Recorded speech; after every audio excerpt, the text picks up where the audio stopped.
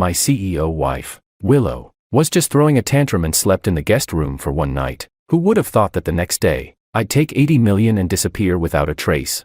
She frantically called my phone, only to hear her father, Martin, pick up. All he said, coldly, was, "George already divorced you." That money was the compensation I promised him for wasting his youth. Willow froze. "What do you mean? I didn't even know George and I got divorced," Martin replied flatly. "I prepared the divorce papers before your wedding. All it needed was his signature to take effect." Even after hearing it from her own father, Willow still refused to believe that I, someone who loved her so deeply, would ever walk away. But what she never imagined was that 3 years ago, her parents had come to me first, and offered me a contract. Stay by Willow's side for 3 years. Obey her. Keep her safe. And they would find the best doctors to treat my terminally ill sister. Plus, they'd give me a youth compensation fund. Chapter 1. Your sister's awake. There are 4 days left on our contract. The remaining payment will be transferred to your account by then. Those words filled me with excitement. I sincerely said, "Thank you." 3 years ago, Willow's parents found me and signed a contract with me. All I had to do was stay by her side, obey her, and after 3 years, they'd cure my sister and give me enough money to live a stable life. I agreed without hesitation. Even though Willow was hard to deal with, my efforts weren't in vain. In just 5 more days, I would finally be reunited with my only remaining family. Right then, my phone buzzed. It was a message from Willow. It simply read, "Come to Onetherd." I paused for a second. Onetherd was the name of a bar Willow often visited. I clenched my phone. Martin, seeing my reaction, understood it was from his daughter and told me to head out. I left the classical-style villa. It was so remote. I had to walk for quite a while before I finally got a cab. As soon as I got in, Willow messaged again, urging me to hurry. I simply replied, "Almost there," and turned off my phone. Half an hour later, I arrived at the bar. I pushed open the private room door, and Willow spotted me immediately. She frowned, annoyed at my lateness. "You crawl here or something? Even a pig would have gotten here faster." I'd heard stuff like that from her for 3 years now. I was immune. Next to Willow sat Makoto, who hooked his arm around hers and pretended to speak kindly. Maybe something came up. Willow shot back. What could he possibly be doing? He spends every damn day hovering around me. I'm sick of it. She sounded genuinely irritated. The people around her laughed and teased. "You don't know how lucky you are." Willow just scoffed at their words. I stayed silent. After all, she wasn't wrong. My job was literally to orbit her life. Suddenly, there was a commotion downstairs. Everyone's attention was drawn to the main hall. It was a drinking contest. Whoever won would get a limited edition bracelet. "I want that," Makoto suddenly said. Willow responded. "All right, I'll get it for you," she replied dotingly, then turned her eyes to me. "You go win that bracelet for Makoto." I glanced downstairs. There were a lot of participants, most of them with way better tolerance than me. I hesitated, then turned to Willow and said, "I only do things for you. Other people don't concern me." The contract only required me to stay with Willow, protect her, and obey her. It didn't say I had to serve others. I could refuse, but Willow insisted. "Then I'm asking you to do it for me." She leaned back into the couch, eyes proud, lips curled in amusement. "And what? You gonna say no to me?" Our eyes locked. She already knew the answer. Of course I wouldn't say no. I loved her so much I'd die for her. How could I reject such a small request? So, I said nothing, and went downstairs to sign up for the drinking contest. The bartender looked at me in disbelief, asking several times if I was serious. I nodded each time, because this was simply what I owed her. Chapter 2. The moment the competition began, the crowd erupted in cheers. I said nothing, silently downing drink after drink. By the end, only one opponent remained. He finally gave up, impressed by my stubbornness. I didn't even know how many drinks I'd had. My body had gone on autopilot, repeating the same motion over and over. It wasn't until the bartender called out that I realized I'd won. Hands trembling, I took the bracelet box from him and stumbled upstairs. Under everyone's gaze, I walked up to Willow and held out the box. "The bracelet you wanted." Willow frowned at how unsteady I looked, my eyes dazed and body swaying. For some reason, her chest tightened with a strange emotion. It wasn't until I moved the box a little closer that she snapped out of it, then brusquely avoided my hand. She carefully placed the bracelet on Makoto's wrist. Makoto looked down at it and asked, "Willow, does it look good?" Willow stared at the bracelet, and my disheveled, pathetic image flashed through her mind. Annoyance surged. She ripped the bracelet off. "Ugly. Don't wear such cheap stuff. I'll buy you a better one another day." Just like that, the bracelet I had nearly drunk myself to death to win was tossed to the floor without a care. I lowered my eyes, crouched down, and picked it up silently. Then I said, "I'm going to the restroom." She didn't even turn her head, probably didn't hear me. I didn't say anything more and headed for the bathroom, steadying myself against the wall. The moment I got there, I vomited uncontrollably. It felt like I was puking my guts out, like I was about to cough up my soul. When I was done, I dragged myself to the sink and stared into the mirror. My hair was a mess, my face red and bloated. I let out a bitter laugh. How did I end up like this? I splashed some water on my face, tidied myself up, and headed back to the private room, only to find it completely empty. They were gone. I didn't know if they forgot me on purpose or by accident. Not that it mattered. Honestly, I was relieved. No need to keep dealing with Willow. Outside, it was already dark. The wind cut through my alcohol-damp clothes, chilling me to the bone. I hugged my arms and pulled out my phone to call a cab, but it was dead, shut off completely, so I just walked home along the roadside. 2 hours later, I finally made it back. Lights blazed inside the house. Willow was sitting right in the center of the living room. As soon as she saw me, her face twisted into mockery. Where the hell were you? Coming home this late? What? Stayed for round 2 with someone at the bar? Her tone made it sound like I was some sleazy player. I felt sick to my stomach. I said calmly, "My phone died." I walked home. Willow clearly didn't believe me. She scoffed. "Yeah, sure you did." Then she stood and headed upstairs, tossing behind her, "You reek of booze. Don't come upstairs to sleep." That stench of alcohol. It was for her, but I didn't dare disobey. I took a shower downstairs, grabbed a blanket, and fell asleep on the couch. The next day, I actually slept in a little, woken up by Willow's call. As soon as I answered, she issued a command: "Make lunch for 2 and bring it to the office. Be quick." Then she hung up, giving me no room to refuse. Not that I ever had a choice. I lay on the couch for a few seconds before pushing myself up. The moment I stood, my head spun. I knew clearly, I'd caught a cold. My phone buzzed again. Another message from Willow. She listed a few dishes, all ones Makoto liked. At the end, she gave me a time limit, 40 minutes. I didn't even have time to take medicine. I just got up and went to the kitchen. Even though I cooked as fast as I could, it still took longer than 40 minutes. Once I arrived at the company, I rushed toward Willow's office. Passing through the work area, I caught bits of gossip. "He's here again, trying to kiss up to President Liu. What a simp." "Right, Mr. Ito's back, and it's obvious she only has eyes for him. And this George still won't back off." I didn't take any of it to heart. I reached her office door, and the moment I opened it, Willow's voice snapped at me in anger. Chapter 3. She snapped. "I told you 40 minutes. Do you know how late you are? Makoto's starving. Can you take responsibility for that?" Sure, I was late, but it was exactly noon, lunchtime. Unless Makoto skipped breakfast, there's no way he was starving. I placed the lunchbox on her desk without a word and turned to leave. "Did I say you could go?" Willow barked. "Lay the dishes out." Another command. I took a deep breath, turned around, and obediently began setting the food out one by one. Sometimes, I really wondered if Willow's parents had hired me just to be her full-time nanny. She acted like a spoiled oversized baby, demanding I do everything for her, from meals to daily chores. As soon as the dishes were arranged, Willow added, "Go get me a coffee." I nodded and headed out. Just as I left the office, I heard Makoto's voice. "Willow, I'll come too." I didn't look back, just kept walking to the coffee machine. Makoto came and stood beside me, casually said, "Even though you're married to Willow, you do know she's always loved me, right?"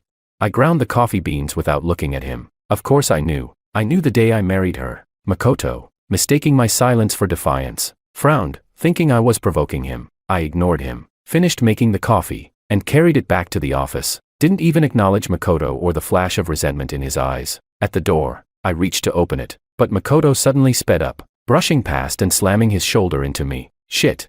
Scalding coffee splashed all over my hand. The burning pain hit instantly, sharp and unbearable. Willow, who had been looking at documents, jumped up when she heard Makoto's voice and ran over to hold him protectively. "Makoto, are you okay? Did you get burned?" Makoto sniffled, looking all pitiful. "Willow, it's not George's fault. I wasn't careful." He didn't even finish the sentence, but it was more than enough for Willow to assume the worst. She turned to me with sharp eyes, then shoved me hard. My head was still foggy with fever, so I couldn't steady myself. I crashed into the half-closed door and fell backward, landing outside the office, the remaining coffee in the cup poured over me. "You did it on purpose, didn't you? So jealous all the time," Willow shouted. "Get the hell out."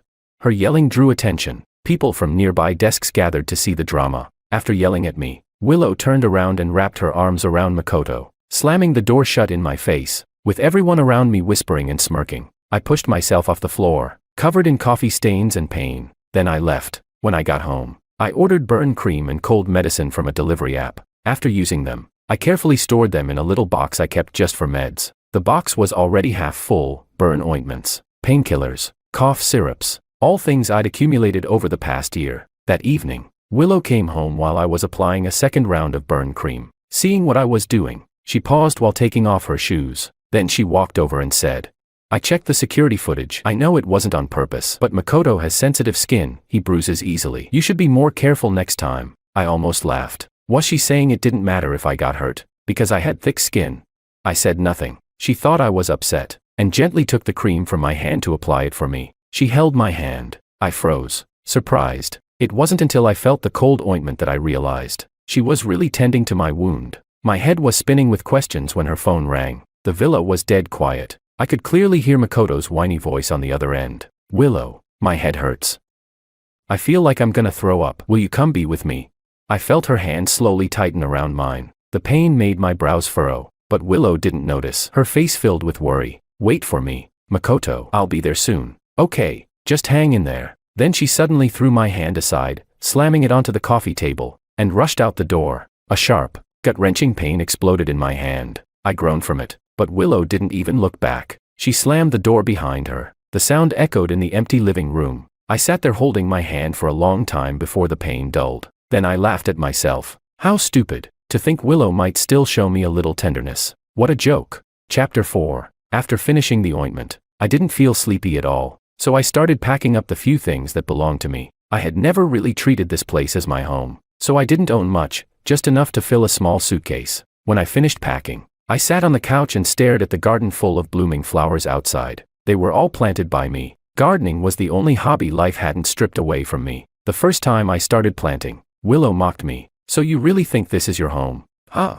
Back then, I just quietly stared at the flowers and said nothing. I never thought of this place as home. I just needed something to cling to, something comforting enough to help me get through these 3 years. After that, Willow never commented on my gardening again, so I filled the whole yard with flowers. But now that I was about to leave, these flowers only seemed like an eyesore. I thought for a moment, then went outside, and started pulling them out. 3 years of flowers, gone in less than 4 hours. By the time I was done, the sky had already begun to brighten. Looking at the bare, empty garden, I finally returned to the villa and took a shower. Just as I was about to lie down and get some sleep, my phone rang. Willow's name flashed across the screen. I unconsciously tightened my grip on the phone. Before the call could end, I picked up. Willow said, "Bring me a jacket. I'll send you the address." As usual, she hung up right after giving her order. I stared at the blacked-out screen, a little confused. Why did I have to deliver it?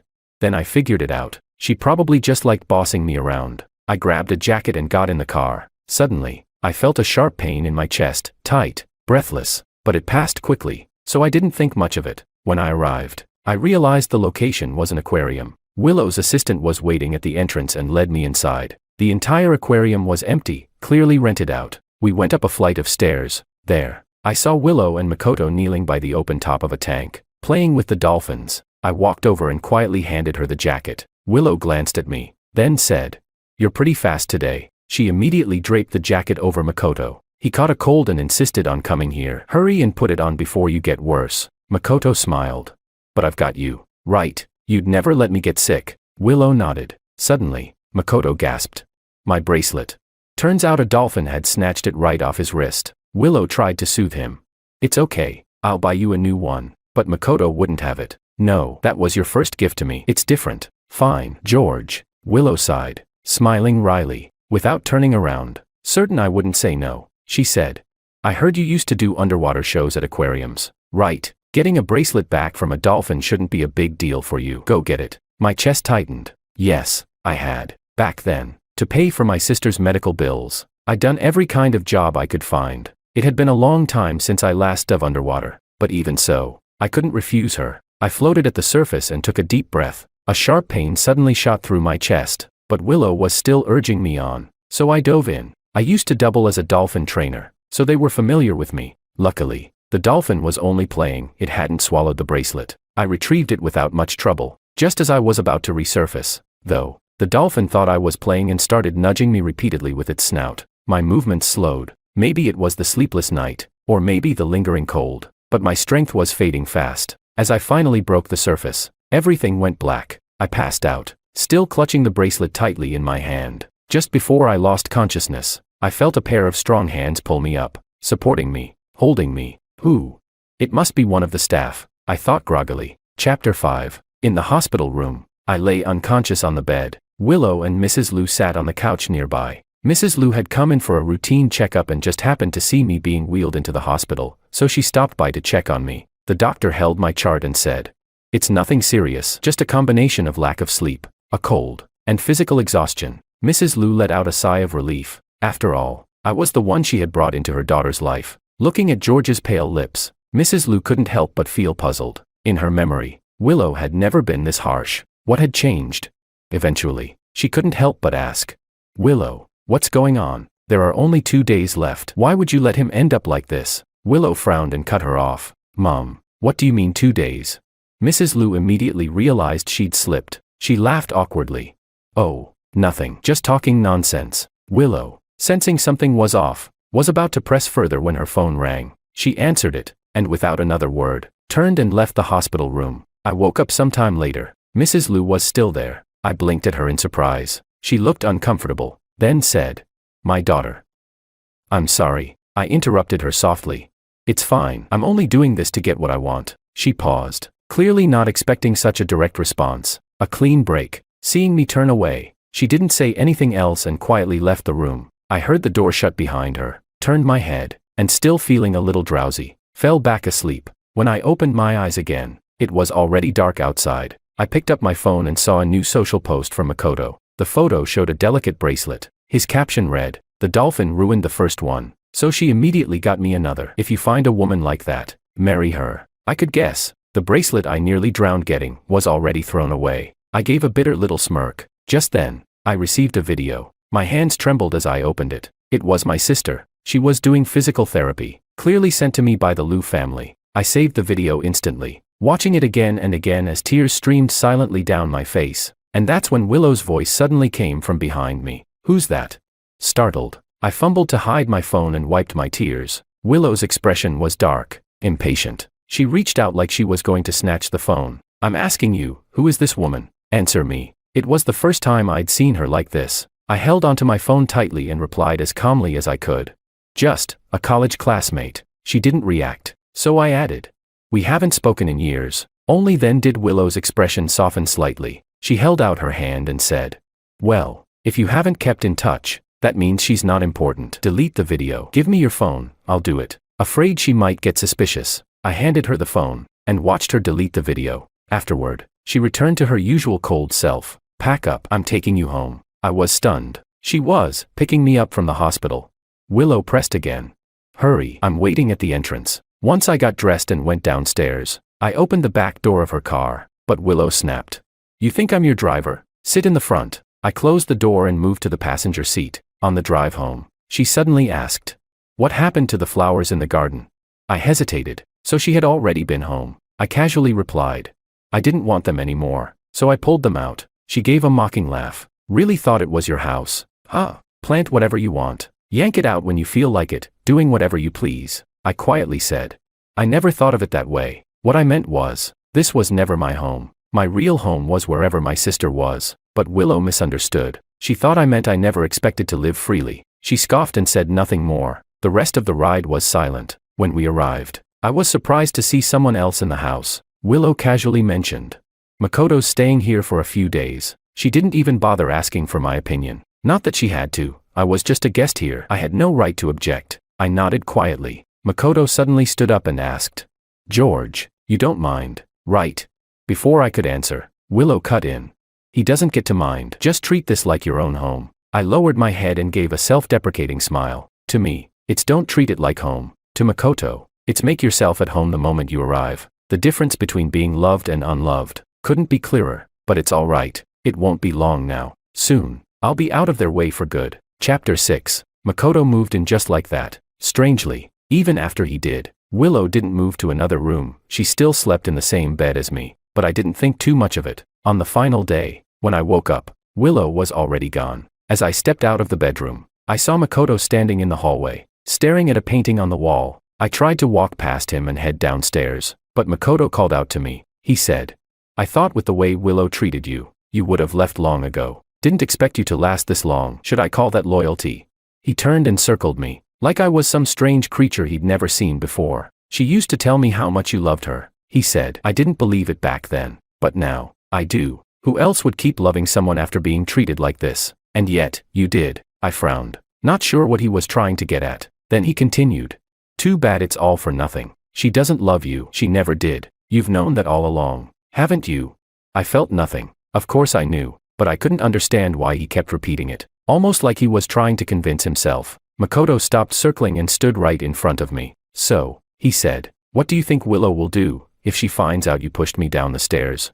My expression darkened. What are you talking about? I didn't push you. Makoto smirked. No, not yet. But that's about to change. At that moment, I heard the front door open downstairs. Makoto took 2 steps back, and suddenly fell backward, down the stairs. I instinctively reached out, tried to grab him, but caught nothing. That was the moment Willow walked in. She saw Makoto lying at the bottom of the stairs and immediately rushed over, cradling him in her arms. Still, he was hurt. She picked him up and ran up the stairs toward the bedroom. At the landing, she slammed into me with her shoulder, knocking me aside. Through the crack in the door, I saw Makoto glance at me behind her back. His eyes gleamed with smug satisfaction. He even smiled. I stared, stunned. I hadn't thought he'd go that far just to frame me. Then, noticing my expression, Makoto dropped the smile and replaced it with a look of pain and restraint. He looked at Willow and said, "Don't blame George." "Okay, I provoked him first. He didn't mean to push me." Willow frowned. "You always do this. That's why people take advantage of you. Just wait here. I'll get the doctor." She stood up and walked out of the room, shutting the door behind her, then headed straight toward me. Step by step, I backed away until I was pressed against the wall. Willow didn't say a word. She grabbed my wrist and started dragging me downstairs. I struggled, but her grip didn't loosen one bit. Halfway down the stairs, I slipped and fell, pain shooting through every inch of my body. But she didn't stop. She dragged me all the way down to the first-floor guest bedroom, right in front of the wardrobe. When I realized she was trying to lock me inside, panic filled my chest. I clung tightly to the doors, begging. "Willow, it wasn't me. I didn't push him. He fell on purpose." During the worst period of my life, I lived in a basement, dark, damp, full of rats. Ever since I moved out, I'd never been able to stand small, confined spaces, and now she was going to lock me in one even smaller. But Willow didn't believe a word I said. Without hesitation, she pried my fingers off the doors one by one, shoved me in, and slammed the wardrobe shut. I heard the click as she jammed a wooden stick through the handle to keep it closed. Darkness swallowed me instantly. Cold sweat broke out across my forehead. I banged on the door, screaming, "Willow, Willow, let me out. I can't stay in here." But there was no response, not a sound outside. Eventually, I had no strength left. I slid down, leaning weakly against the door, curling into myself and hugging my knees. In my ears, I imagined the drip of water, the squeaking of rats. For a moment, it felt like I was right back in that basement, trapped in the same pitch-black hell, weighed down by endless part-time jobs and a mountain of critical hospital notices. It was a long time before the panic began to ease. The sounds in my ears faded. Reality returned. My sister was doing rehabilitation now. Those days were already behind me. Chapter 7. I didn't know how much time had passed before the cabinet door was finally opened. Light poured in and I raised my hand to shield my eyes. Willow froze. The person in front of her had disheveled hair, pale lips, and a forehead covered in cold sweat. She hadn't expected it to be this serious. She had only meant to give me a little punishment. An inexplicable ache rose in her chest. After a moment's hesitation, she bent down to help me up, but as soon as she touched me, I flinched violently, like I was trying to escape a murderer. Annoyance surged in her heart. Her face darkened, and she roughly dragged me out. She scolded. "Makoto came to stay at our house, and I didn't think you'd be so upset. I can't believe you tried to hurt him. Do you even know that's a crime?" I was pulled up without resistance. I no longer had the energy or desire to explain. After all, today was the last day. No matter how she misunderstood me, I'd be leaving tomorrow. Seeing me so indifferent only fueled her anger. She dragged me all the way to Makoto's room. The doctor had just left, and there was still ointment on the table. Willow threw me onto the floor. Every inch of my body ached. Then Willow spoke coldly. "Apply the medicine for Makoto." I didn't want to fight anymore. I obediently picked up the ointment. But then Willow added, "On your knees." I looked at her in disbelief. Willow returned my gaze with a cold expression. In her heart, she thought, if George just begs a little, I'll let him off the hook. But I simply stared at her for a few seconds, stunned, and then said, word by word, "Willow, This is the last time." Before she could figure out what I meant, I turned away and began applying the ointment to Makoto. Now it was Willow who froze. I paid no attention to her. I was only thinking about finally getting to see my sister. Willow didn't even wait for me to finish applying the medicine. She shoved me out of the room. Staring at the closed door, I let out a breath of relief. It's finally over, I thought. I didn't care what was happening in there. I went back to my room, packed the last of my things into my suitcase. Tomorrow, all I had to do was visit Willow's father, and everything would be finished, because I would finally be seeing my sister. I barely slept all night. Willow didn't return to the bedroom either. At the first light of dawn, I couldn't wait any longer and dragged my suitcase downstairs. Thankfully, Willow was still asleep. At the Liu family's old residence, Martin handed me divorce papers. He said, "Sign this, and from now on, you and Willow will have nothing to do with each other." Without hesitation, I took the pen and signed my name. Then Martin gave me a plane ticket, a new phone, and a bank card. He said, "Once you land, someone will pick you up and take you to reunite with your sister." I placed my old phone on the table and thanked him as I took the items. "Thank you." Even though this was a transaction, the Liu family had saved my sister's life. Gratitude was still due. Before leaving the Liu residence, I thought of Willow and paused. I turned to Martin,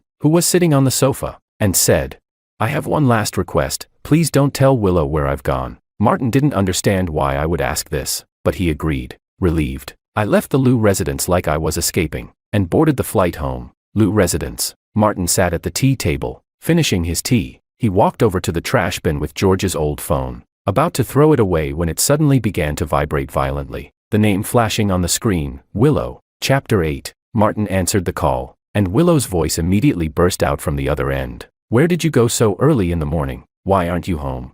She had spent the whole night restless in the guest room after angrily pushing George back to their bedroom. This morning, she'd come out wanting to speak to him, only to find the room empty. She searched the house and couldn't find him anywhere. A strange sense of panic began to rise within her, prompting the call. Martin said calmly, "Mr. Wang has already left." Hearing her father's voice, Willow paused. "What?"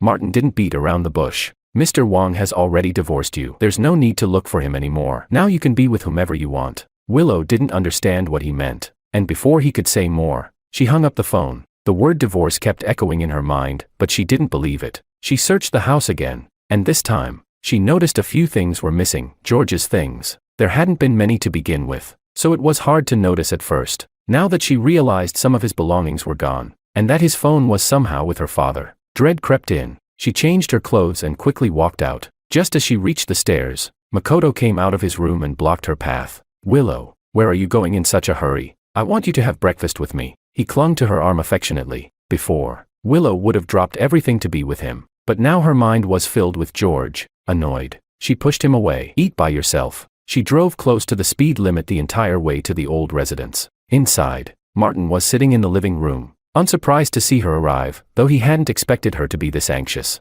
Willow spoke. "Dad, what did you mean on the phone, and why do you have George's phone?"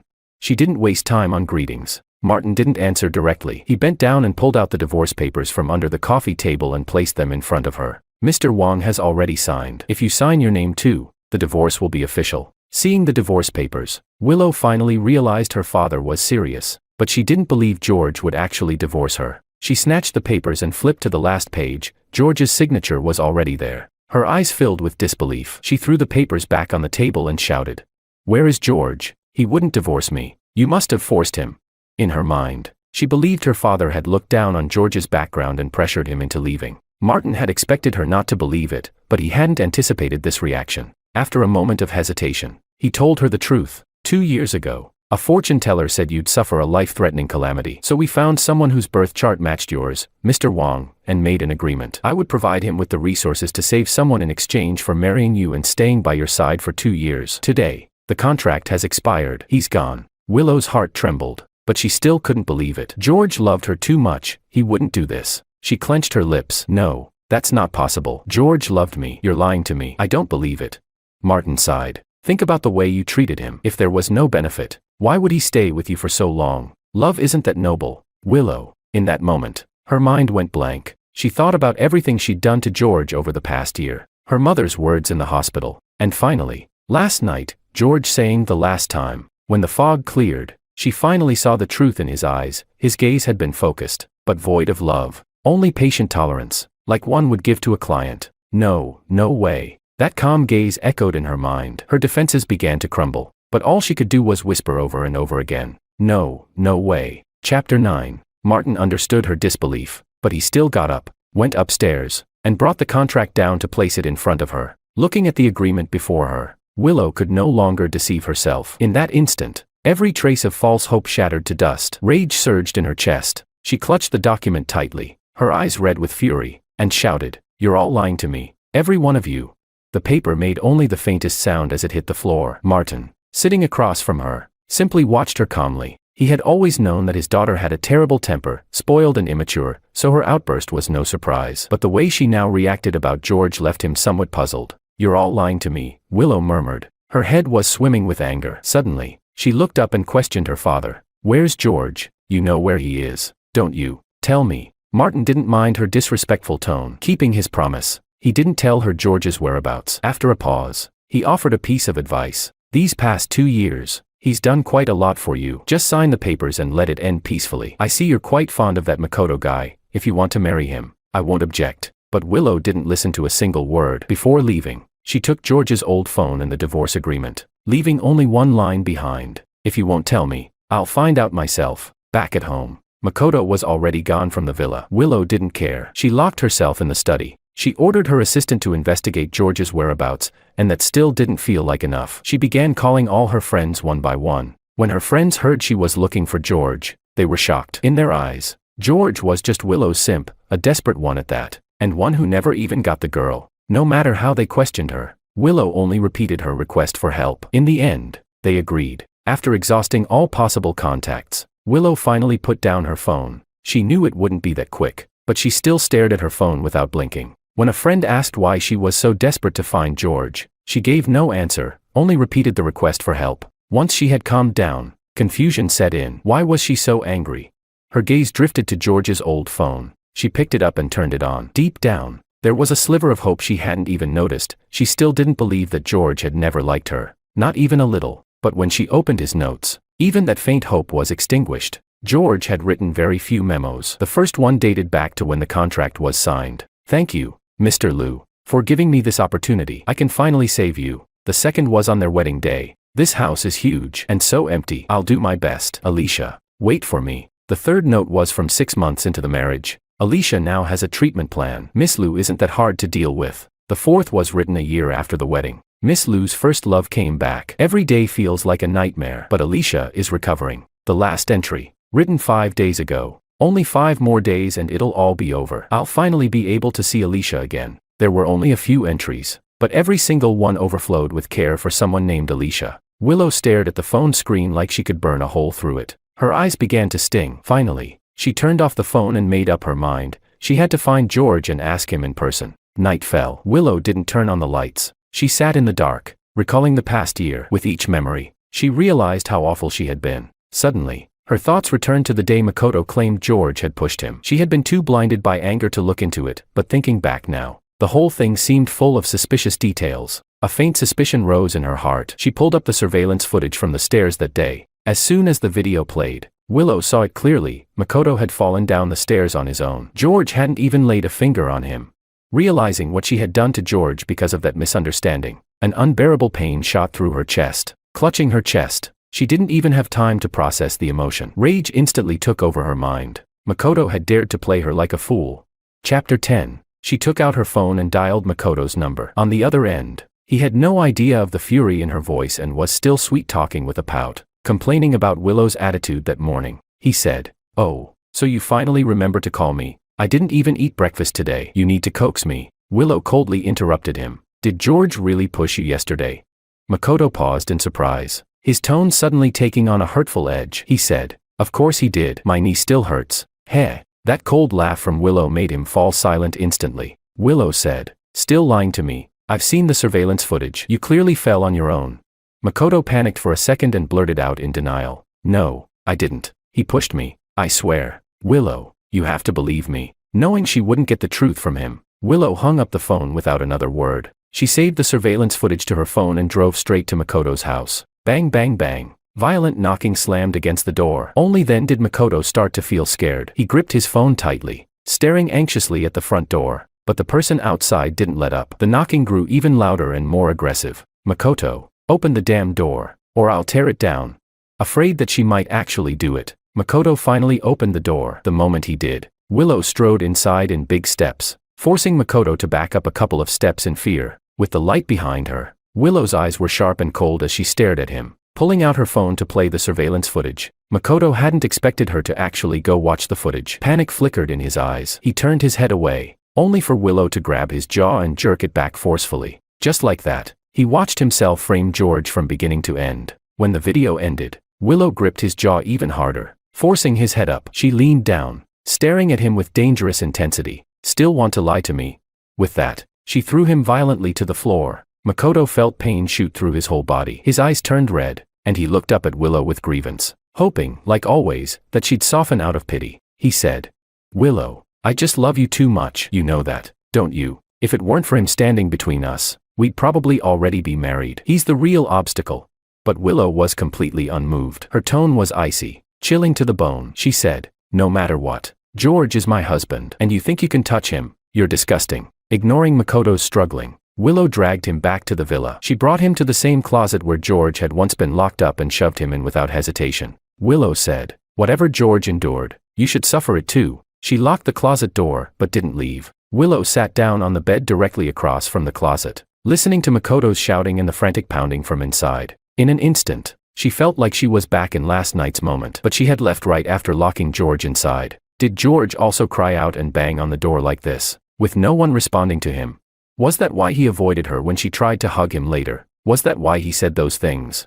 A sharp, ripping pain tore through her chest without warning, threatening to crush her, but she kept listening, almost like a form of self-inflicted punishment. She had locked him in at night, and by the time dawn broke, she finally moved her stiff limbs from where she had been sitting against the bed frame. There was no more noise from the closet. Willow didn't rush to open it. Instead, she picked up her phone and called her assistant. When she got the answer that there were no new updates, Willow felt a deep sense of disappointment. After hanging up, she opened the closet door. Makoto was already asleep, or maybe had passed out. Willow didn't touch him. She made a call and summoned 2 bodyguards. She said, "Dump him at the front door of the Ito family's house. And tell Mr. Ito this, keep your son on a leash." Chapter 11. After everything was done, Willow stood in the empty room, feeling an overwhelming sense of loneliness. She had never felt the house was empty before, but now it felt hollow. Was it just because George was gone?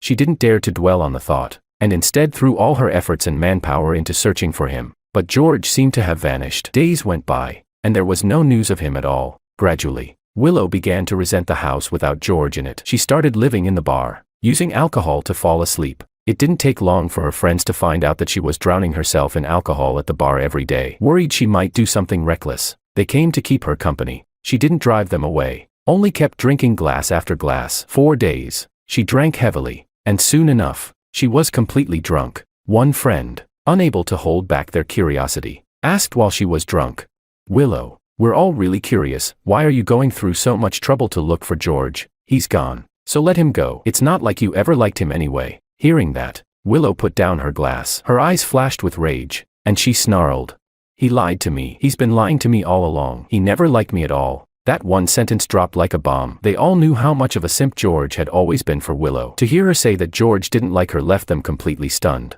But before they could ask more, they noticed something even more shocking. Willow was crying. She choked out, "He never liked me. He didn't love me." Willow sat on the couch, the fierceness in her eyes turning into sorrow, into grievance. Tears slid down her cheeks. She looked like someone whose heart had been broken, and everyone around her was utterly taken aback. But after saying those few words, Willow buried her face and continued drinking. None of her friends dared to question her again, though suspicions were already taking root in their hearts. That night, seeing how completely drunk she was, they brought her back home, only to discover that there wasn't even a single housekeeper there. As they hesitated over whether to take Willow to one of their homes instead, she suddenly began waving them off. She said, "You all go home. George will take care of me." The door slammed shut in their faces. Outside, the group exchanged puzzled looks. How could someone who had already left still take care of her? But in the end, they left. As soon as Willow entered, she began shouting at the top of her lungs, "George, I'm drunk, come take care of me."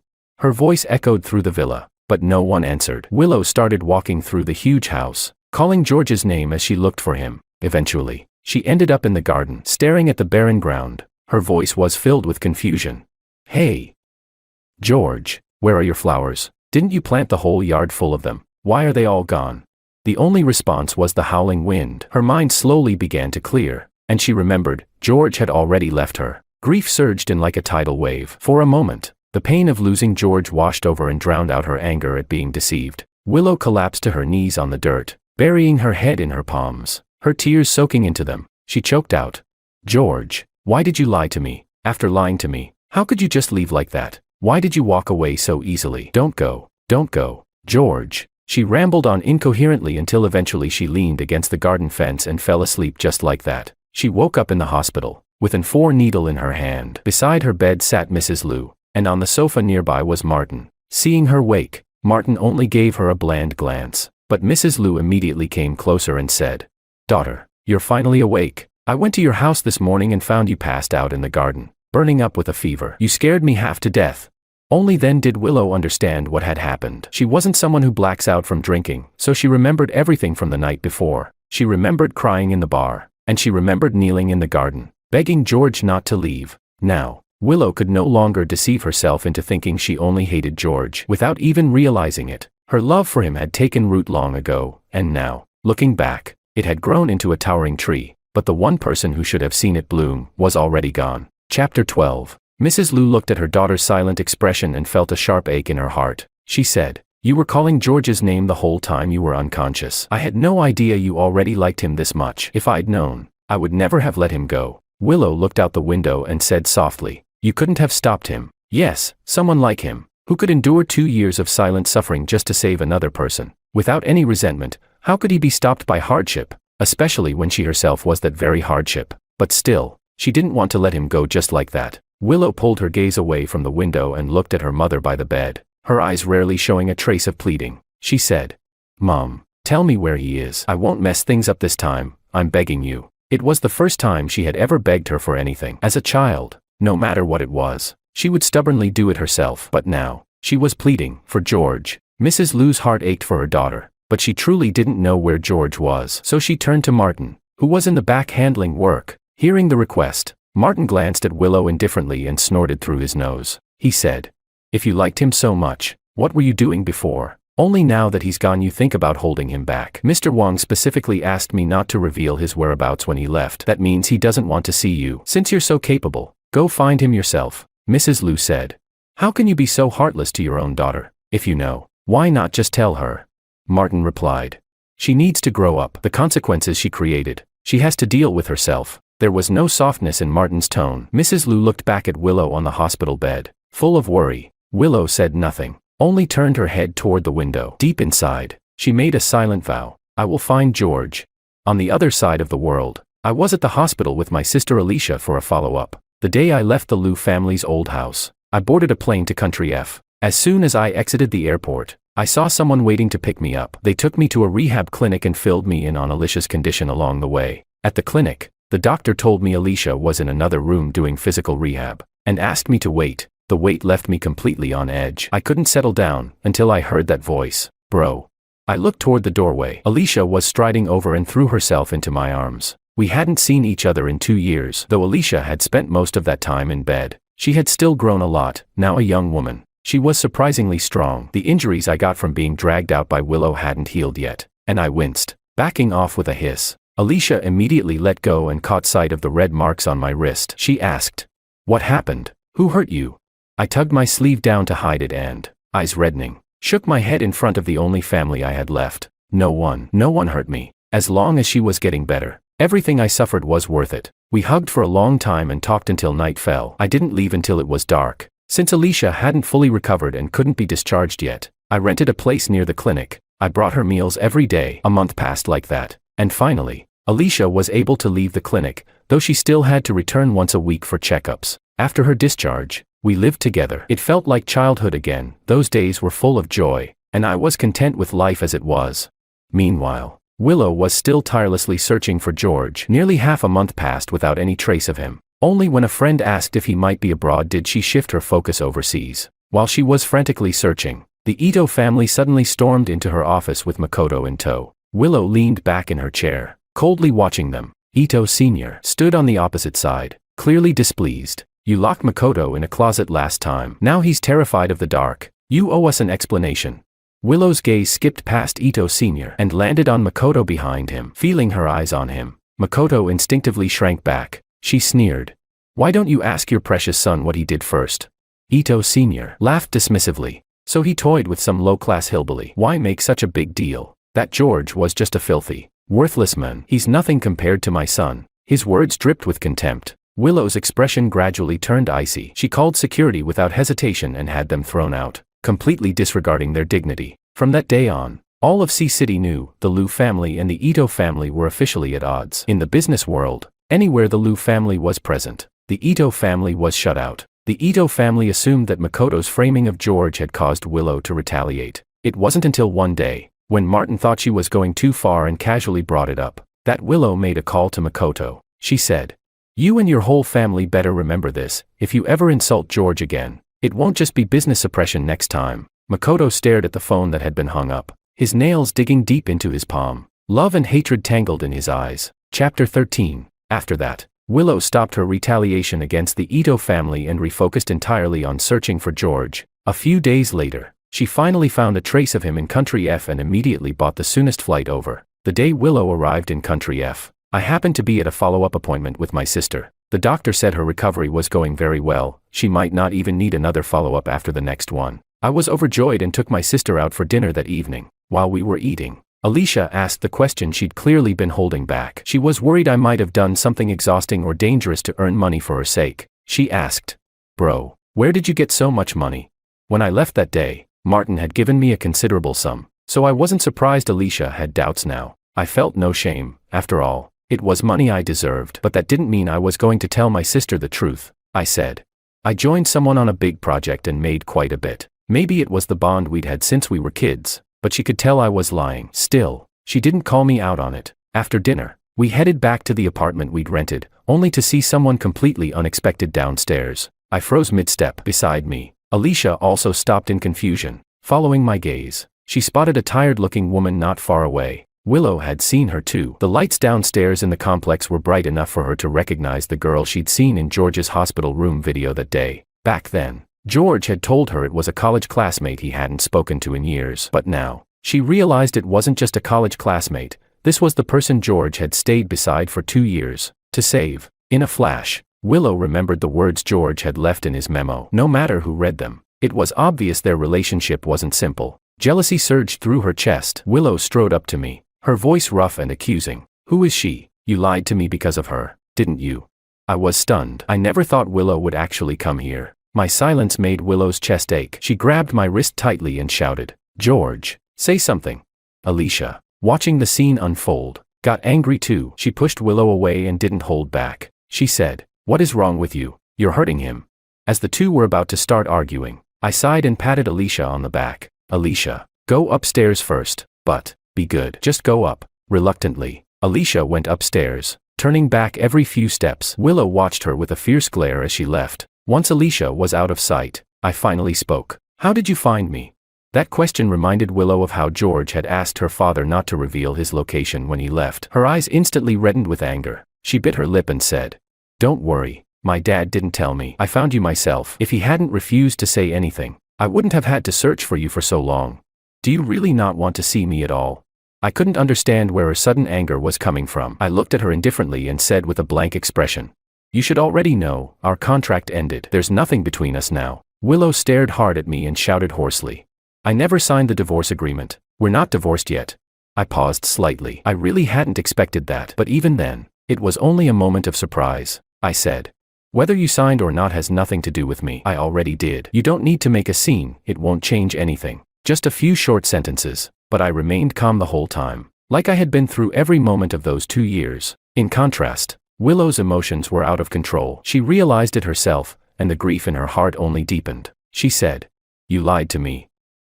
You lied to me for 2 years." There was so much sorrow in Willow's voice that I was briefly stunned. In that moment, I realized that from a certain perspective, I had indeed deceived her. The husband she thought had loved her deeply was just someone brought in by her parents, with hidden interests at stake. I said, "For lying to you, I apologize." "I'm sorry." Willow hadn't expected me to apologize so easily. She looked up suddenly, her eyes full of heartbreak. She said, I don't want an apology. I don't want you to say sorry, I asked. Then what do you want? She replied. I want you to stay by my side. I frowned. Willow kept going, placing her hands on my shoulders, looking up at me as she said, I want you to stay with me like before, but this time, I won't be so selfish. Willow, stop this. Go home. I brushed her hands off my shoulders and went upstairs without looking back. I didn't take Willow's words to heart. I simply thought she was just having trouble adjusting to the loss of someone who had always obeyed her every command. Chapter 14. After going upstairs, it came as no surprise that Alicia started interrogating me. Who was that woman? Why did she say you lied to her? She sat across from me, brows furrowed. That woman from downstairs clearly wasn't just anyone. Alicia didn't know what kind of people her brother had gotten involved with during the years she'd been in a coma, but she was truly scared there might be danger, so she pressed for answers. I knew where her concern came from, but this wasn't something she could know about. Otherwise, something that was already in the past would only bring pain to another person again. That was the last thing I wanted. So once again, I brushed it off. I said, someone I know. We had a misunderstanding that we haven't sorted out yet. Alicia wasn't satisfied and went back to her room without another word. Looking at her tightly shut door, I let out a long sigh. The next morning, I knocked on Alicia's door, which hadn't opened once since yesterday. I'm sorry. Okay, come out and have breakfast. Not even 2 seconds later, the door opened. Alicia pouted and said, you worked so hard to help me recover all these years. I was just worried about you. Seeing that familiar childhood expression, my heart softened completely. I said, I know. I'll tell you everything, just give me a little more time. Okay.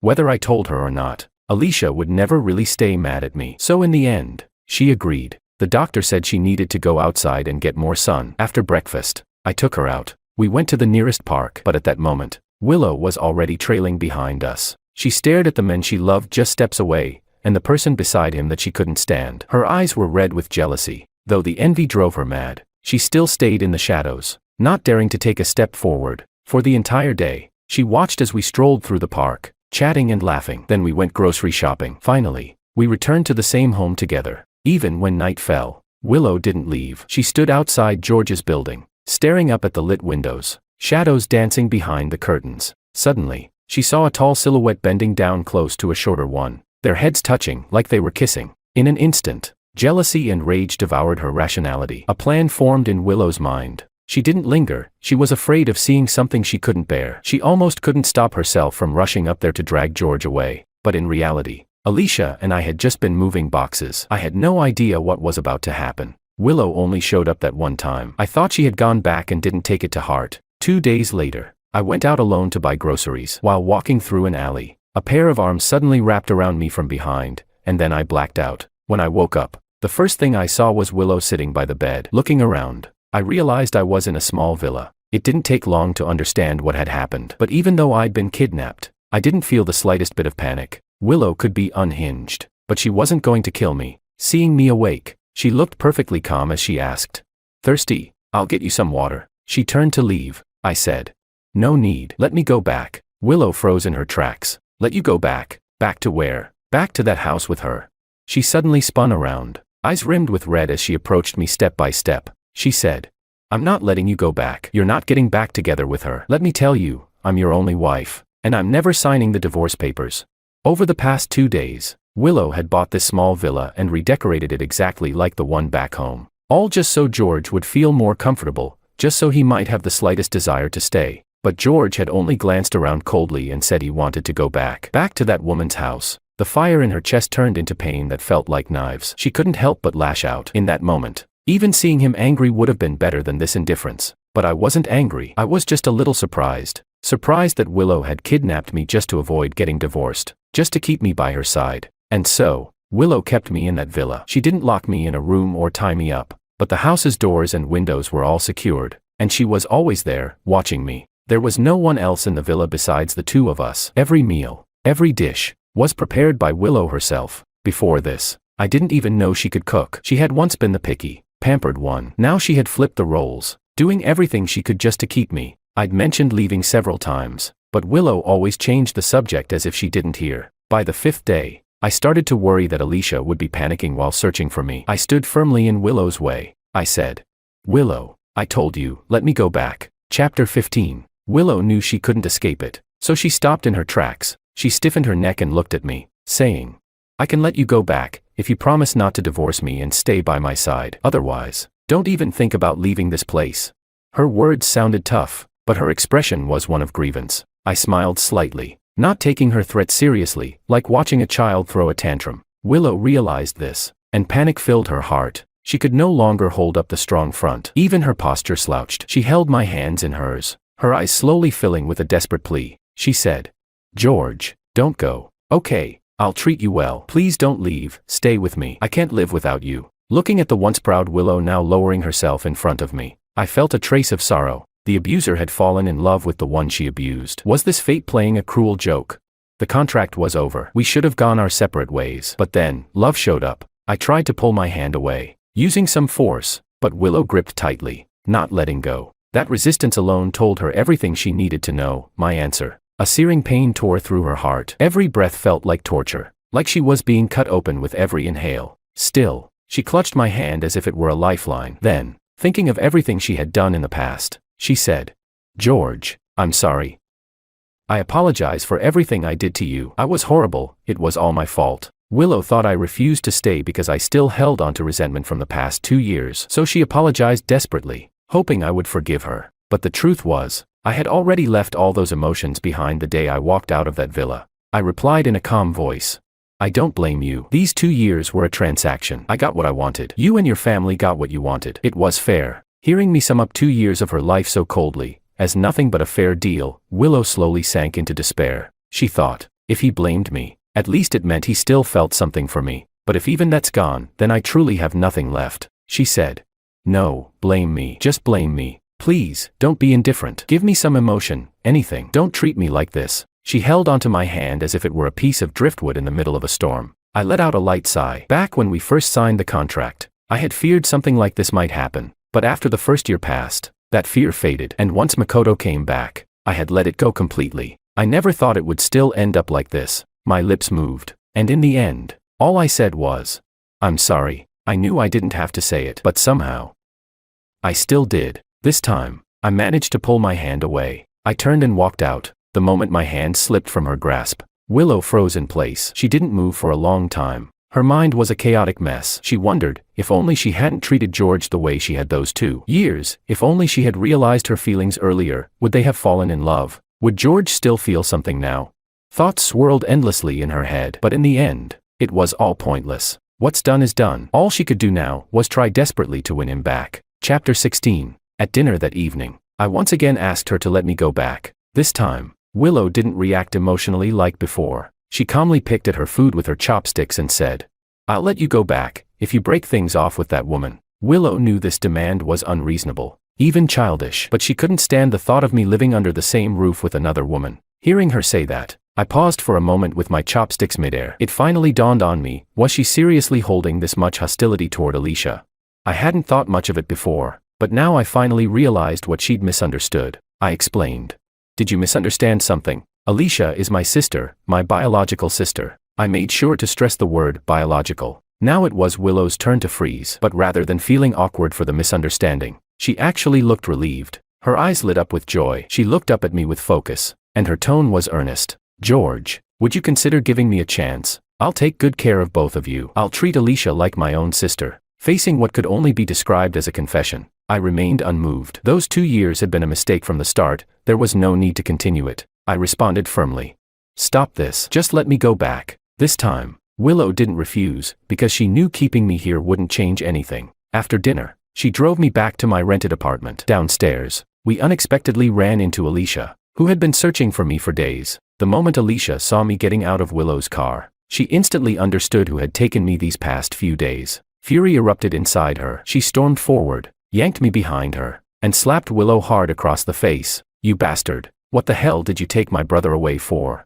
Willow's cheek immediately flared with heat. The blow had knocked her head slightly to the side, but she wiped the blood from the corner of her mouth without care. Eyes locked on me with intensity as she said, "George, think about what I said. I'm not messing around, and I'm going to seriously pursue you." Seeing Willow still daring to speak to me in front of her, Alicia was ready to throw another round of slaps. I quickly held her back and said, "Enough, Alicia. I'm fine." Alicia stopped reluctantly, shooting Willow a furious glare before dragging me upstairs. Once we got home, Alicia circled around me several times, checking me from head to toe. I couldn't help but laugh and said, "Alicia, I'm really fine." Only then did she stop. I walked into the apartment, but from behind, Alicia suddenly asked, "Bro, what's the deal between you and that woman?"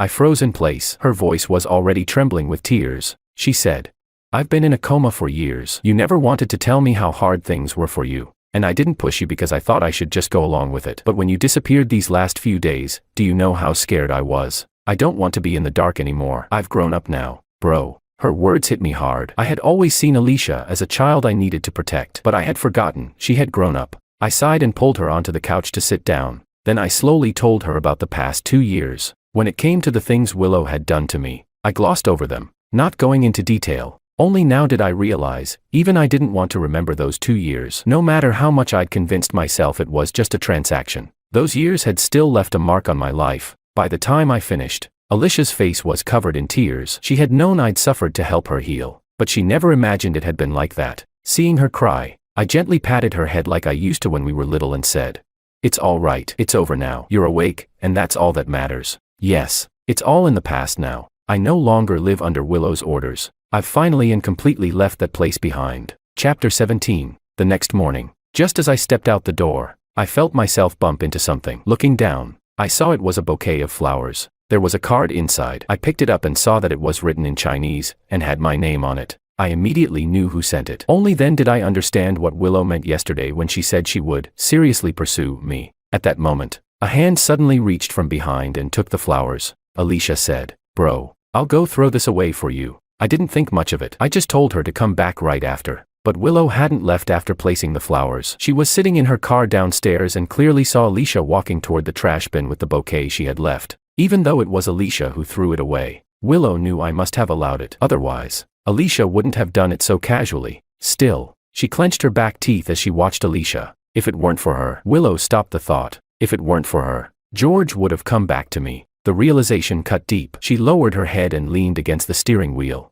heart aching like it was being torn apart. But Willow didn't give up just because of this. Every morning, she continued leaving a fresh bouquet at my door. She remembered the flowers I used to grow in the garden back home. Each day, she rotated between the varieties I had planted. I eventually noticed this, and was a little surprised. There had been at least 5 kinds of flowers in that garden. I had always assumed Willow never paid attention to them. I never imagined that not only had she noticed them, she'd remembered them all. Even so, the flowers ended up in the trash every day, courtesy of Alicia. From the first time she saw Willow, Alicia had disliked her. After Willow took me away, and especially when she found out what Willow had done to me during those 2 years, her dislike deepened into hatred. Willow delivered the flowers enthusiastically every day. Alicia tossed them away with just as much enthusiasm. One night, I was watering the plants on my balcony when my phone suddenly buzzed. It was a text from an unknown number. "George, look up." Just those few words. But instinctively, I looked up. The moment I did, a beautiful firework burst into bloom right in front of my eyes. Its glow cast shadows across my face. People walking along the street stopped in their tracks, looking up at the sky in awe. Another message came through. "Isn't it beautiful?"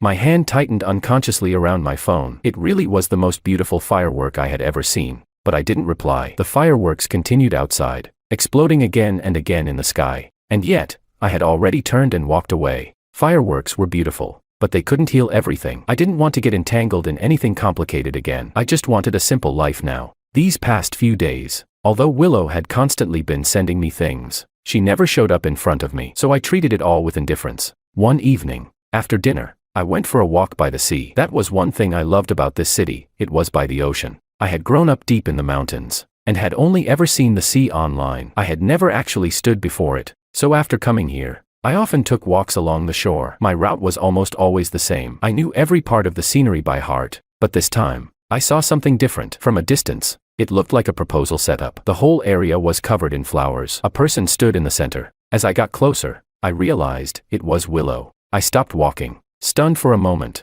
Chapter 18. Willow held a bouquet in her hands, walking toward me step by step. Her hands trembled slightly from nervousness. When she reached me, she offered the flowers and looked at me with hopeful eyes. "George, I really like you. I truly love you. I'm sorry for everything I did in the past. I really regret it. Please, give me a chance to make it up to you. I'll treat you well. I even bought a huge piece of land back in Sea City. If you want to grow flowers, you can plant them there. If you don't want to, I can hire someone to do it." As soon as she finished speaking, Fireworks exploded in the sky above the sea. The rumbling echoed around us, and countless drones flew into formation, spelling out words of love directed at me. It was without a doubt a grand, extravagant confession. People by the shore all cheered loudly, and Willow and I stood in the center of it all. I withdrew my gaze from the sky full of drones and looked back at the woman in front of me. Under her expectant eyes, I slowly opened my mouth. Willow, that's enough. Don't say any more. Let's just end it here. I don't need your apology. The light in Willow's eyes gradually dimmed. Her hand, frozen midair, slowly dropped. She lowered her head and gave a bitter smile. You can't do this, George.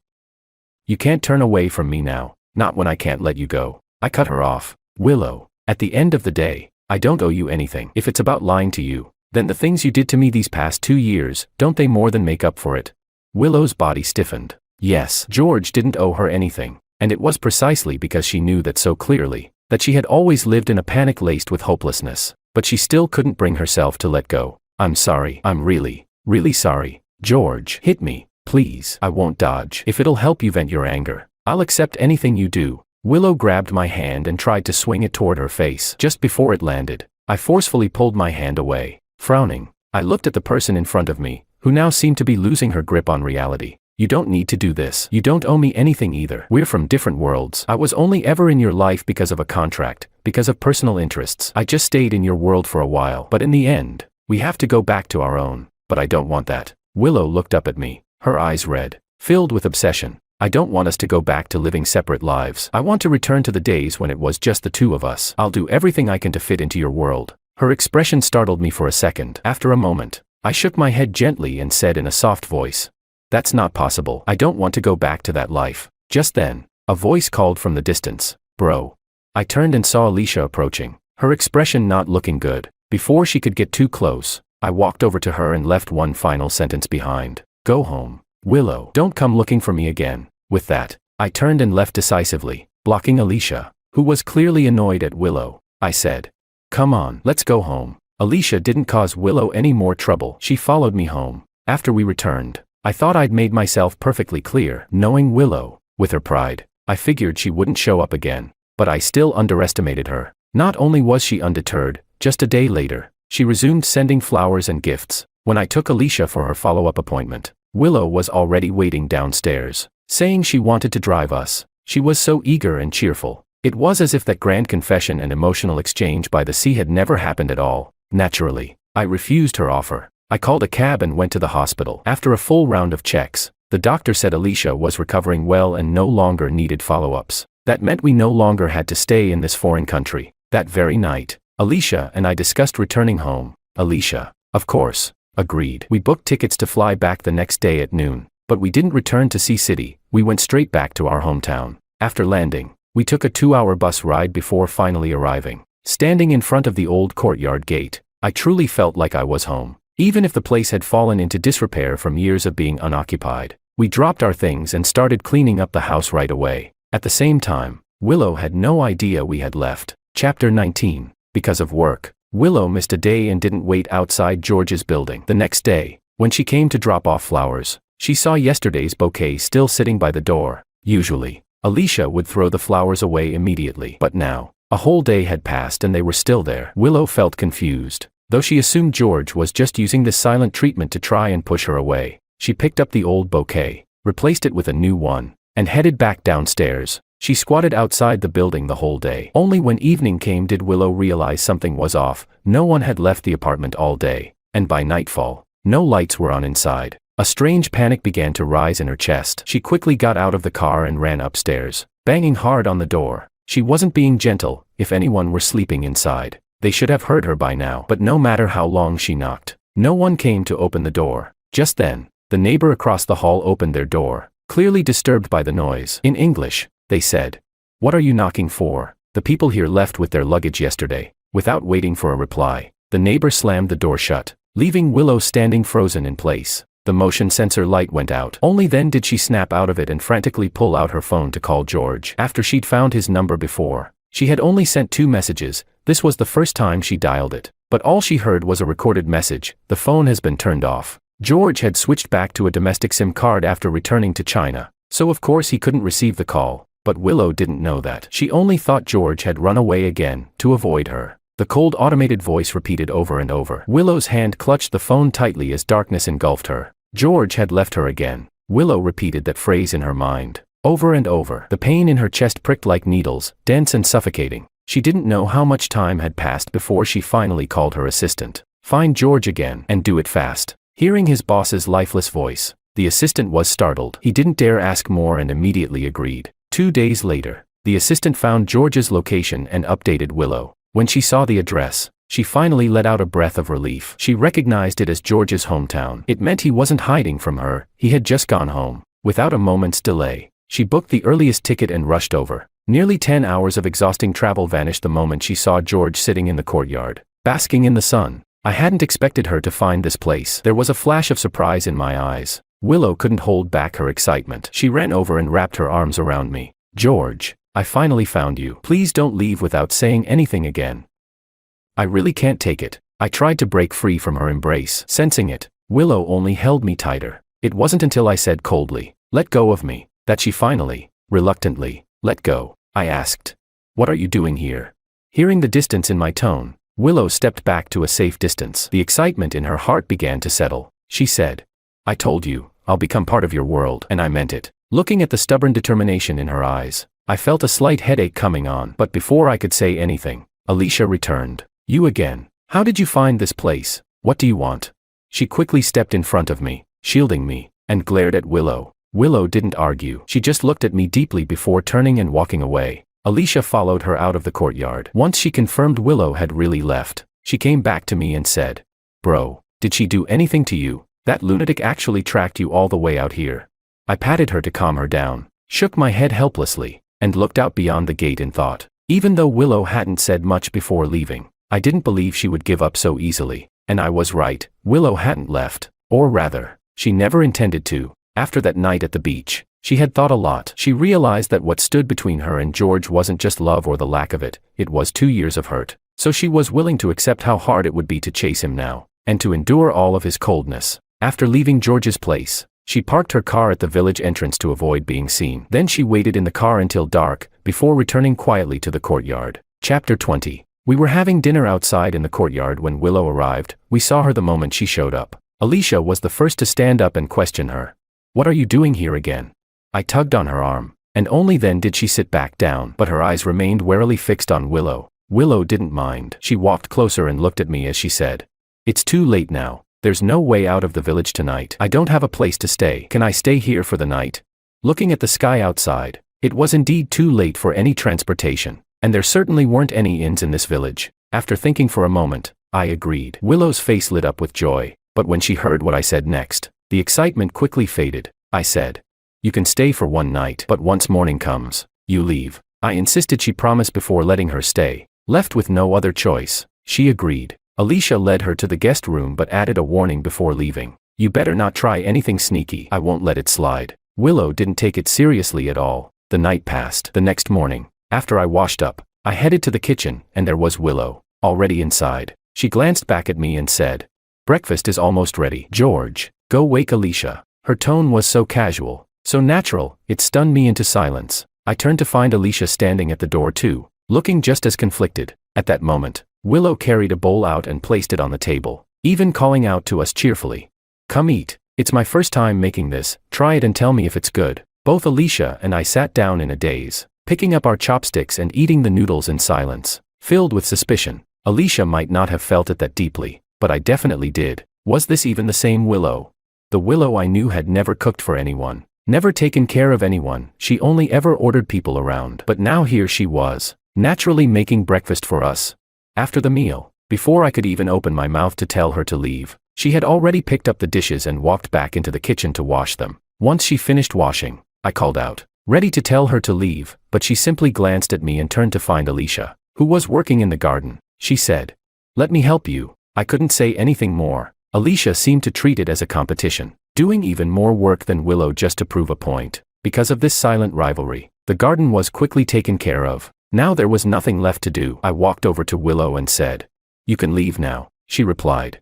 "I'll go fetch water." And just like that, she grabbed a bucket and walked toward the well. By the time evening came again, I found myself too embarrassed to kick her out, so Willow stayed another night. This continued for 3 days. One day, I went to the small shop in the village to buy supplies. When I paid, the shopkeeper smiled and said, "George, you brought back a good girlfriend, pretty and hardworking too." I didn't want to explain. I just gave a forced laugh and went home. When I got there, I saw Willow working in the field in front of the house. Watching the once spoiled heiress now tilling soil, I felt a strange heaviness in my chest, because she wasn't supposed to be like this. I knew exactly why Willow stayed, but since I couldn't return her feelings, her staying here was just a waste of time. Over the past few days, I had thought countless times about telling her to leave, but every time I tried, she avoided the topic completely. That evening, I didn't let Willow cook. I made the meal myself. I considered this meal the last one I would ever cook for Willow. Some things, when dragged on, never reach a conclusion, and that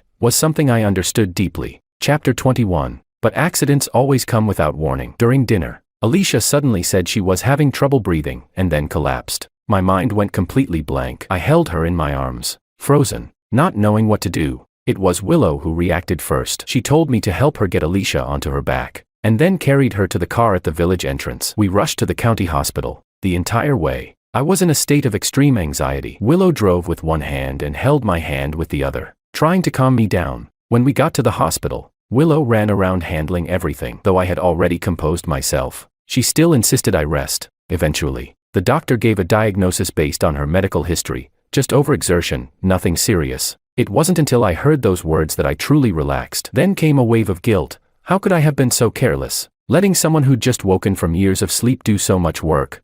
Once Alicia was settled into a hospital room, I tucked the blanket around her and stepped out, closing the door behind me. I turned to Willow and said, "Thank you. If it weren't for you, I don't even know how I would have gotten her here." Willow lowered her head slightly and looked at me with a gaze full of affection. "George, I told you I'd take good care of you, and that includes your sister." It was words like these that made me sigh. I truly was grateful for her help in getting Alicia to the hospital, but gratitude only made it more important to help her face reality, not give her false hope. So I replied firmly, "I really am thankful for what you did today, but I also really don't need you to take care of me. I hope you can understand that." The person in front of me stiffened and said nothing for a long while. When I looked up at her with concern, Willow turned away and forced a smile, changing the subject. "I'm going to check on Alicia, she might be waking up." Even though she said it with a smile, the quiver in her voice betrayed the tears she was hiding. She walked into the room without waiting for my response. This was her way of avoiding things, because she'd realized that whenever Alicia was around,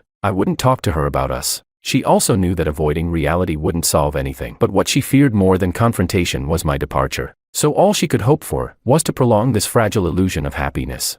The next morning, Alicia woke up. As soon as I saw her open her eyes, I burst into tears. Alicia said, "Come on, bro, I'm fine. See, I'm totally fine. Don't cry." After another checkup confirmed everything was okay, we got into Willow's car and returned home. As we entered the courtyard, Alicia walked side by side with Willow. When Willow looked at her in confusion, Alicia simply said, "Thanks." Then she went inside with me. Willow paused for a moment, staring at our backs. Her heart was filled with a bittersweet mix of relief and pain, because she knew this warmth wasn't real. I had never truly accepted her. All of this was something she clung to shamelessly. That night, just as I was about to go to bed, Alicia knocked on my door and came in. I looked at her curiously as she sat down across from me. It took her a while to finally ask the question, "Bro, how do you really feel about Willow?" I was caught off guard. I hadn't expected her to ask that. After thinking for a moment, I decided to be honest. I said, "She and I were never from the same world." Even putting aside feelings, just the 2 years between us, that's already too much to move past. I don't want to dwell on who was right or wrong. I just want to return to my life, free of more complications. I reached out and patted her head, just like I did when we were kids. "But Alicia, I'm just tired. I want to rest. If you ever want to go somewhere, don't hold back. Your big brother will always be behind you." I didn't want my words to limit my younger sister. That's why I said what I did. Alicia understood. Her eyes were red, but she nodded. After leaving my room, she wiped away her tears and turned toward Willow's room. The only reason she asked me that question was to confirm how I felt about Willow. Now that she knew, she was ready to do something for me, on my behalf. Chapter 22. Alicia called Willow out directly, but not to talk inside the house. She didn't want to alarm George. There were no streetlights on the hillside, only the moonlight shining down, but it wasn't so dark that you couldn't see. They sat in silence on the hill for a long time before Alicia finally spoke. "You should go back. Stop clinging to my brother." Willow's expression faltered at those words. It was a while before she finally asked in a hoarse voice, Is that George's decision?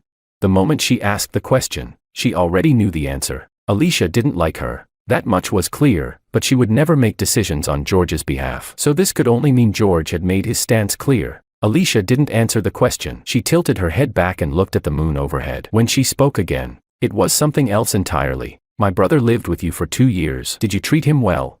Silence. The question hit like a boomerang, coming back to stab Willow in the heart, deep and impossible to pull out. Those 2 years were the time she least wanted to talk about. Every single horrible thing she had done during that time still tore at her soul whenever she remembered them. From her silence, Alicia got her answer. She gave a bitter smile and said, I asked him before about your relationship. He told me everything, but when I brought up what those 2 years were like, he barely said a word. I didn't press him, because I could tell, those 2 years hurt so much he didn't even want to talk about them. And you, the one who caused all that pain, how dare you show your face and ask him to stay?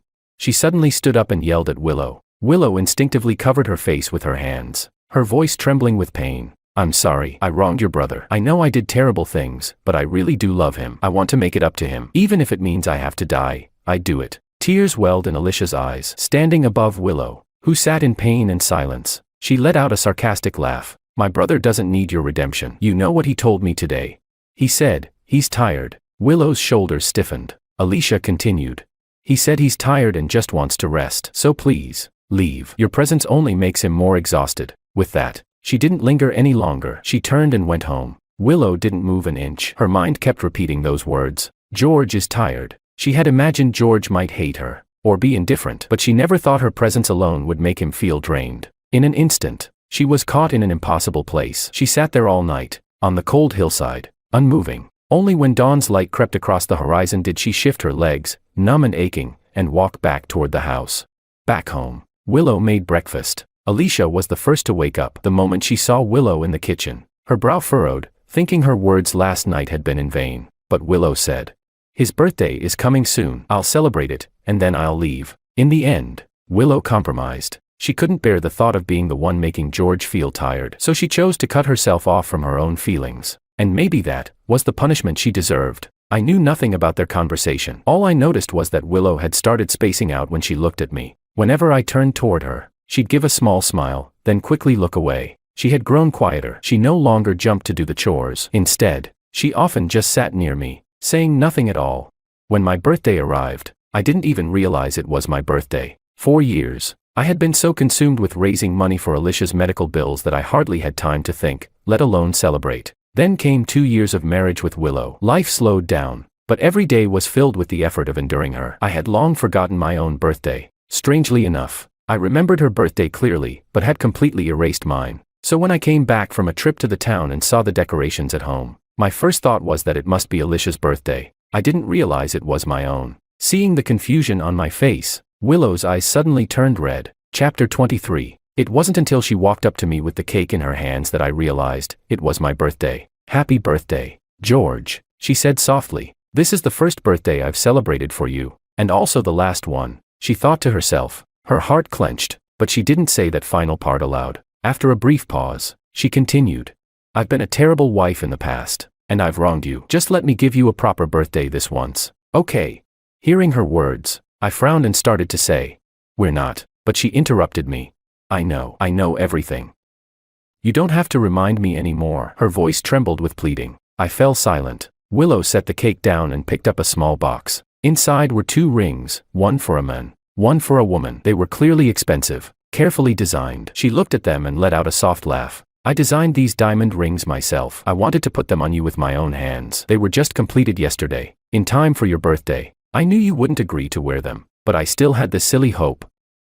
I thought maybe, just maybe, if you saw them, you might change your mind. But clearly, I was being delusional. I said nothing, just listened. Willow looked up at me and said, George, can you just do me this one favor? Just wear it for a moment, please? I just want to see it, just once. I promise I won't misunderstand. Seeing her lower herself so much, I softened for a moment and nodded. Willow didn't show much excitement. In fact, she seemed almost resigned as she slipped the ring onto my finger, because she knew this was George's last act of mercy. When the ring finally settled on my finger, something inside Willow snapped. The emotional tension she had been holding since her talk with Alicia completely shattered. Her emotions overpowered her logic. Holding my hand, she begged, George, don't leave me. Please, I'm begging you, don't abandon me. I really can't live without you. I felt her tears soaking my hand. I replied calmly, Willow, no one is indispensable. You lived just fine before I came into your life. What you think is, can't live without me, is just a mental trick you've convinced yourself of. It's not real. It's time to grow up. Go back to your world. This is where we end.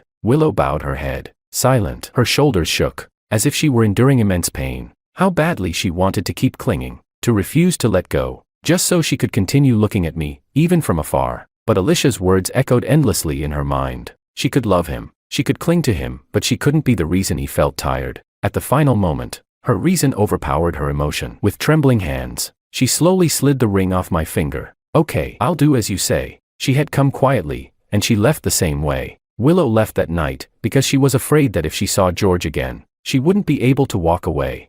After returning home, she fell seriously ill and slipped into a coma. Mr. and Mrs. Liu, who hadn't seen their daughter in over a month, rushed to the hospital. The doctors couldn't find anything physically wrong. They could only say her coma was caused by emotional overload. Willow stayed unconscious for 5 days before finally waking up. When she did, she stared blankly at the ceiling. No matter how loudly Mrs. Liu called to her, she didn't respond. Just as Mrs. Liu turned to go get the doctor, Willow finally whispered, Mom. But her voice was lifeless, like it no longer belonged to someone truly alive, because in her coma, she had been dreaming, a beautiful dream. She dreamed she and George were in a normal relationship. They went back together to the old countryside house and lived happily, until George suddenly said, I'm tired. Then the dream collapsed and she woke up. In that moment, she truly wanted to stay asleep forever, but fate, perhaps wanting to punish her, refused to let her escape.